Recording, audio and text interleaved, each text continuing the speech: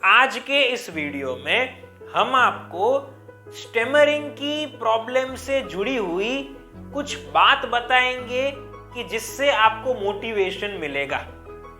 हमारे 3 पॉइंट्स में से सबसे पहला पॉइंट है कि स्टेमरिंग की प्रॉब्लम कोई बीमारी नहीं है। हमें कुछ लोग पूछते हैं कि सर मुझे स्टेमरिंग की परेशानी है, तो क्या मुझे मेरे गले में कोई प्रॉब्लम होगी? कुछ लोग ऐसा भी पूछते हैं कि सर क्या मेरी जीभ में कोई समस्या होगी? कुछ ऐसा भी हमें पूछते हैं कि सर क्या मेरे मुंह में कोई प्रॉब्लम है? तो आप सभी को मैं कहना चाहूंगा कि स्टेमरिंग की प्रॉब्लम कोई फिजिकल प्रॉब्लम नहीं है। स्टेमरिंग की समस्या के वैसे तो बहुत सारे कारण हैं, लेकिन जो सबसे नॉर्मल रीजंस है वे हैं कि स्टेमरिंग आपको डर के कारण होती है।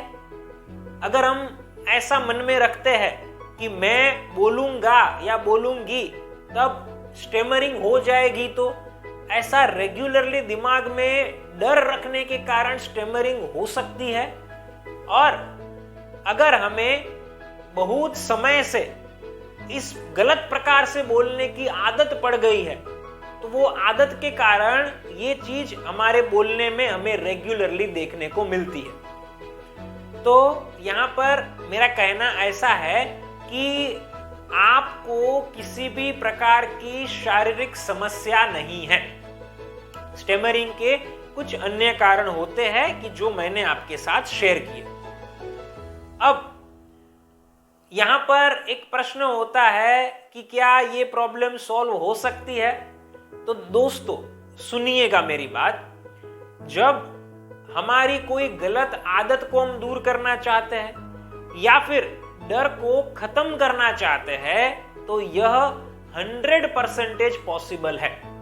तो आपको सबसे पहले समझ लेना है कि आप स्टेमरिंग की प्रॉब्लम को पूरी तरह से सॉल्व कर सकते हैं। हाँ, ये जरूर है कि अगर आप खुद से ना कर सके तो किसी की हेल्प ले सकते हैं। आगे बढ़ते हैं और दूसरे पॉइंट को जानते हैं। हमें इंप्रूवमेंट के ऊपर ध्यान देना है, परफेक्शन के ऊपर शुरुआत में नहीं।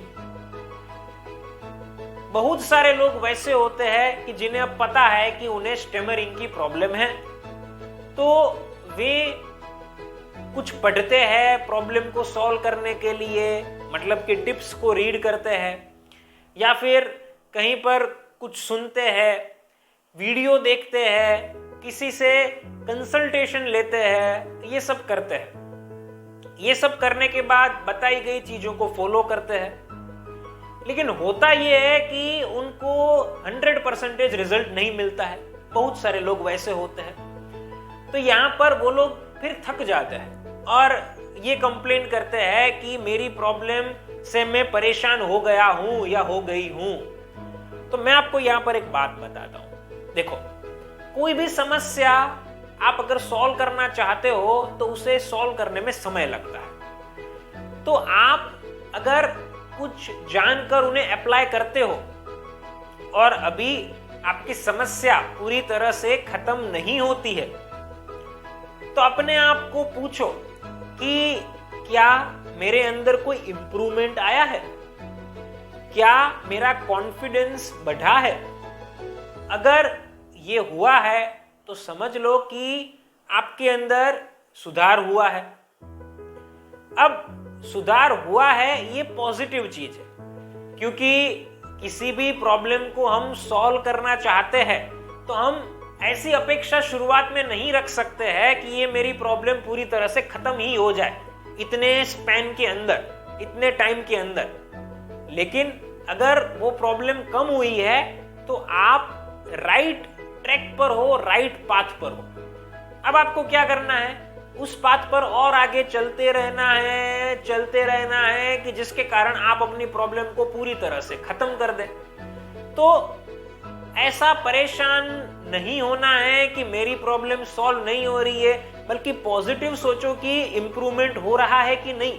अगर इंप्रूवमेंट हो रहा है तो आगे जाकर और भी होगा, और जब इंप्रूवमेंट का स्कोप ही खत्म हो जाता है तब हम हमारी प्रॉब्लम को पूरी तरह से सॉल्व कर देंगे। और ये ऐसा नहीं है कि सिर्फ स्टेमरिंग की समस्या में लागू होता है, लाइफ के हर एक फेज में लागू होता है। इंप्रूवमेंट नेसेसरी है, परफेक्शन नहीं। परफेक्शन नेसेसरी है लेकिन लॉन्ग टर्म में। तो ये बात को भी हमेशा ध्यान में रखिएगा। तीसरा पॉइंट इस वीडियो का, ये मैं आपको मेरे चाइल्डहुड के अनुभव के ऊपर से बताता हूं।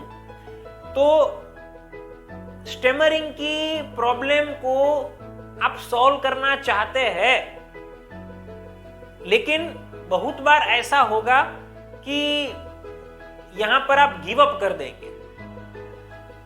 मैं आपको मेरे बचपन के बारे में बताता हूं। जब मैंने बचपन में पब्लिक स्पीकिंग करने की शुरुआत की थी, तब मैं स्टेज पर कॉन्फिडेंस के साथ नहीं बोल पाता था। मैंने बहुत बार अपनी स्पीच को बीच में रोककर स्टेज से उतर जाने का फैसला किया हुआ था और मैं नहीं बोल पाया था, और ये बार बार हुआ था।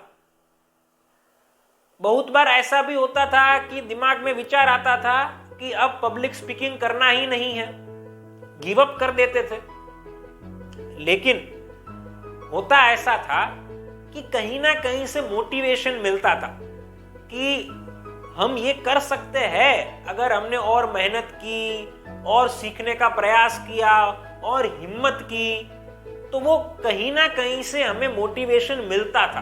तो वो मोटिवेशन मिलता गया कि जिसके कारण फेलियर्स के बावजूद हम प्रयत्न करते गए, एफर्ट्स देते गए, और अल्टीमेटली हमें सफलता मिली। और हम आज की तारीख में कितने भी लोग हमारे सामने क्यों ना हो, पब्लिक स्पीकिंग बेहतरीन तरीके से कर पाते हैं, और लोगों को भी कॉन्फिडेंस के साथ पब्लिक स्पीकिंग कैसे करना चाहिए यह सिखाते हैं। तो देखो, एक बात समझ लेते हैं। जो डर होता है, जो समस्या होती है, वो सबकी होती है। सबको अपनी समस्या बड़ी लगती है। मुझे मेरे बचपन की समस्या उस वक्त बड़ी लगती थी। अगर किसी को आप पूछो कि प्लेन में उनको बैठने में अगर डर लगता है तो उनके लिए वो समस्या कैसी है, तो उनके लिए वो समस्या बड़ी है। आपके लिए स्टेमरिंग की समस्या बड़ी है। तो सबके लिए अपनी समस्या बड़ी होती है। तो यहां पर गिव अप नहीं करना चाहिए, और कभी भी गिव अप कर देते हो तो जब भी मोटिवेटेड रहो, जब भी आपको मोटिवेशन मिल जाए, वापस अपनी एफर्ट्स लगाते रहो और प्रॉब्लम को सॉल्व करने की कोशिश करते रहो। तो कुल मिलाकर मेरा कहना ऐसा है कि लाइफ ऐसी ही है।